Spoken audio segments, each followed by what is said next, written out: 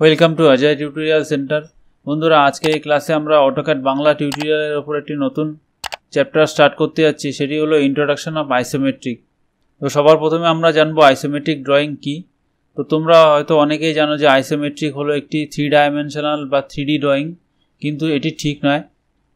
আমরা 3D drawing বা 3D অবজেক্টকে 2Dতে represent করি আইসোমেট্রিক ড্রয়িং দ্বারা। তো স্ক্রিনে তোমরা যে মাউস পয়েন্টারটি দেখতে পাচ্ছ, এটিকে বলা হয় ক্রস হেয়ার। এখানে দুটি হেয়ার থাকে, একটি হলো 0 ডিগ্রি ও 90 ডিগ্রি। এবং ডান দিকে এখানে ভিউ কিউবের দিকে তাকালে দেখতে হবে যে এখানে একটি প্লেন রয়েছে, এটি টপ প্লেন রয়েছে।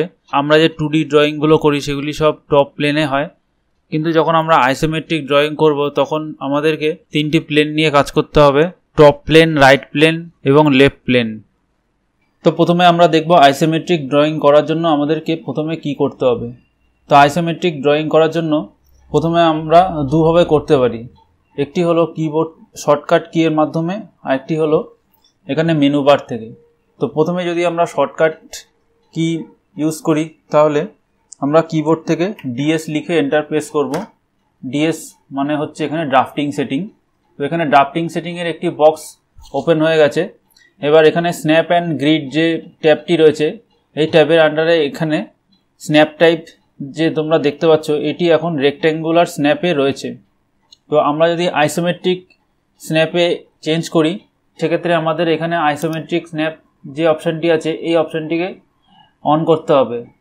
এবার আমরা যদি ওকেতে ক্লিক করি তাহলে এখন তোমরা দেখতে পাচ্ছ যে এখানে মাউস পয়েন্টারটি বা কার্সারটি এখানে চেঞ্জ হয়ে গেছে।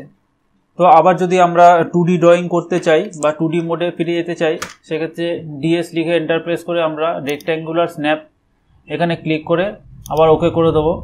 তো দেখো যে এখানে মানে কার্সারটি আবার 2D মোডে চলে গেছে। তো এখন যদি আমরা শর্টকাট কি ইউজ করে আইসোমেট্রিক মোডে যেতে চাই তাহলে আমরা এখানে টুলস অপশনের উপরে ক্লিক করব। এখানে ক্লিক করার পরে নিচে আসলে দেখতে পাবে যে ড্রাফটিং সেটিং, এখানে ক্লিক করবে। এখানে ক্লিক করার পরেও দেখতে পাবে যে ড্রাফটিং সেটিংয়ের বক্স এখানে ওপেন হয়ে যাবে। এখান থেকে আইসোমেট্রিক ড্রয়িং যে অপশনটি আছে এটিকে সিলেক্ট করে এখান থেকে ওকেতে ক্লিক করে দেবেন। তো বন্ধুরা, এখন আমরা আইসোমেট্রিক প্লেন নিয়ে আলোচনা করব। তো আমরা যখন 2D মোডে থাকবো বা 2D মোডে ছিলাম সেক্ষেত্রে একটি প্লেন ছিল, সেটি হলো টপ প্লেন। কিন্তু আইসোমেট্রিক ড্রয়িংয়ের ক্ষেত্রে 3টি প্লেন থাকে।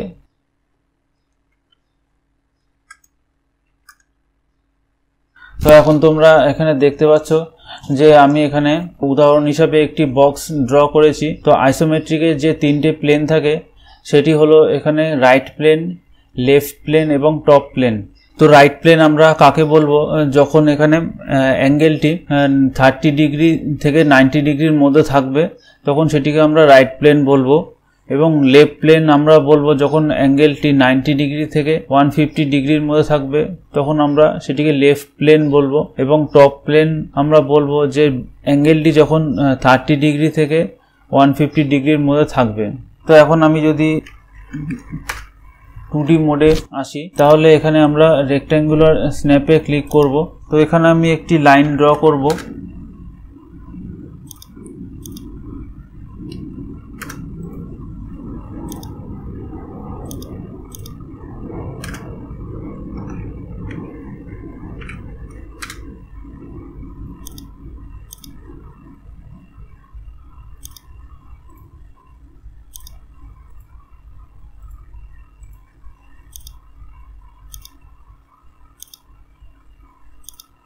তো তোমরা এখানে দেখতে পাচ্ছ যে আমি এখানে একটি বক্স ড্র করেছি। তো বক্সের এখানে যে বেসের সাথে যে লাইনটি আমি ড্র করেছি, লাইনের যে প্রত্যেকটি অ্যাঙ্গেল আছে এগুলি 30 ডিগ্রি করে আছে এবং এখানে যে স্ট্রেট লাইনটি রয়েছে এটি হচ্ছে 90 ডিগ্রি। তো এখানে আমরা যদি রাইট প্লেনের যে ভ্যালু আছে সেটি যদি দেখি তাহলে এখানে 30 ডিগ্রি, মানে এটি যদি বেস হয় তাহলে এই অ্যাঙ্গেলটি হবে 30 ডিগ্রি এবং যে স্ট্রেট লাইনটি রয়েছে এটি হলো 90 ডিগ্রি এবং এখানে আইসোপ্লেন লেফটের যে ভ্যালু আছে সেটি হলো 90 ডিগ্রি। তো আমি যদি আবার মাউস পয়েন্টারটিকে চেঞ্জ করি, আইসোমেট্রিক মোডে আসলাম। তো এবার এখানে যে আমাদের যে কিবোর্ডে যে ফাংশন কি আছে F5 কি, তো F5 কি প্রেস করে আমরা এই প্লেনটিকে চেঞ্জ করব।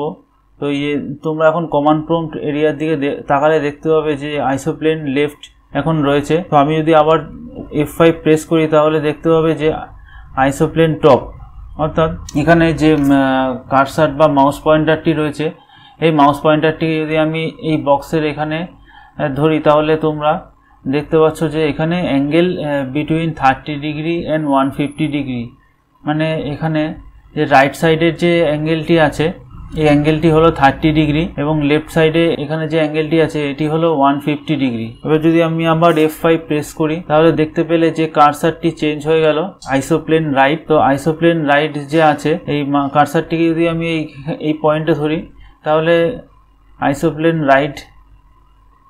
রাইটের যে ভ্যালু আছে এটি একটি অ্যাঙ্গেল হলো 30 ডিগ্রি এবং যে স্ট্রেট লাইনটি রয়েছে এটি হলো 90 ডিগ্রি। এবং আবার যদি F5 প্রেস করি আইসোপ্লেন লেফট, তো এবার আইসোপ্লেন লেফটে একটি অ্যাঙ্গেল হলো 90 ডিগ্রি যেটি স্ট্রেট লাইন রয়েছে এবং বাঁদিকে যে অ্যাঙ্গেলটি রয়েছে এটি হলো 150 ডিগ্রি। সো আমি আশা করছি যে আইসোমেট্রিকের যে কনসেপ্ট আছে সেটি তোমাদের কাছে ক্লিয়ার হয়েছে। পরবর্তীকালে আমরা এই ধরনের আরো ড্রয়িং করব এবং এই ড্রয়িং করে আমি তোমাদের দেখাবো যে কিভাবে আমরা আইসোমেট্রিক ড্রয়িং করতে পারি এবং নতুন ধরনের অবজেক্ট আরো ক্রিয়েট করতে পারি। তো আশা করছি আমার এই ভিডিওটি তোমাদের ভালো লেগেছে। যদি ভালো লেগে থাকে তাহলে আমার এই ভিডিওতে একটি লাইক করে দেবে, আর যদি চ্যানেলে নতুন হও তাহলে অবশ্যই চ্যানেলটিকে সাবস্ক্রাইব করবে। তো দেখা হচ্ছে পরবর্তী টিউটোরিয়ালে। Thank you.